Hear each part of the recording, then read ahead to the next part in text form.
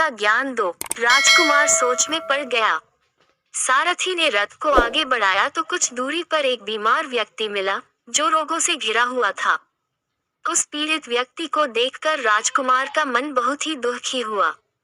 राजकुमार ने पूछा, इसको क्या हुआ है? सारथी ने कहा, ये व्यक्ति बीमार है, इसलिए ये कराह रहा है।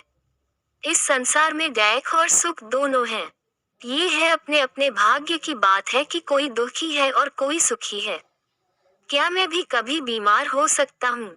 सारथी ने कहा, आप यह विचार अभी छोड़ दें। समय बड़ा बलवान होता है। ये सारी बातें कर्मों पर निर्भर करती हैं। चाहे राजा हो या रंक, सुख दुख सब पर आते हैं। अगर शरीर में कोई रोग आना है तो वह आएगा।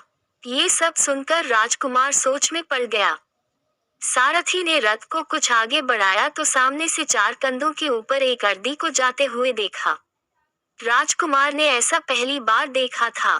उसने सारथी से पूछा, यह क्या है? यह आदमी मर गया है।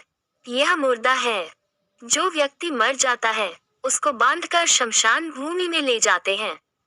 फिर वहां पर उसे जला दिया जाता है। राजकुमार ने कहा, क्या सबको मरना पड़ता है? हाँ, सबको मरना पड़ता है। यह मृत्युलोक है। जो जन्म लेता है, उसे कभी ज कभी अवश्य ही मरना पड़ता है। तो इसका मतलब ये हुआ कि ठीक इसी तरह से एक दिन मुझे भी मरना होगा। मेरी देह भी मुर्दा होगी और मुझको भी 4 कंधों पर उठाकर ले जाया जाएगा। मुझको भी ऐसे ही रस्सियों से बांधा जाएगा। मेरे भी आगे पीछे घर के सदस्य रोएंगे, तड़पेंगे और जिस संसार को मैंने इकट्ठा किया है, वह सारा का सारा मुझसे छूट जाएगा। इसका मतलब ये हुआ कि क्या एक दिन मैं भी मर जाऊंगा? क्या एक दिन यशोधरा भी मर जाएगी? क्या एक दिन मेरा राहुल भी मर जाएगा? सारथी ने कहा, हाँ राजकुमार, एक दिन मैं भी मरूंगा, आप भी मरेंगे, यशोधरा भी मरेंगी और राहुल भी मरेगा, क्योंकि यह सब मरने के लिए ही पैदा होते हैं। उस रात सिद्धार्थ सो न सके। सोचने लगे कि क्या संसार में इतना दुख है, रोग है, बुढ़ापा है, और ऐसे में मैं खा पी कर कैसे जी सकता हूँ? नहीं नहीं, ऐसा मुझसे नहीं हो सकता।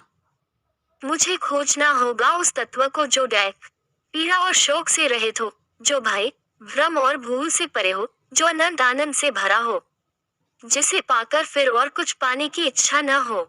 सिद्धार्थ वैराग्य के शिखर तक पहुंच चुके थे। बस उसी रात को उन्होंने घर छोड़ दिया। सारथी से कहा कि नगर की सीमा से दूर ले चलो। नगर के बाहर पहुंचकर सारथी को लौटा दिया। फिर कई दिनों तक वन में चलते गए। एक घने पीपल के वृक्ष के नीचे आसन लगाकर ध्यान में लीन हो गए।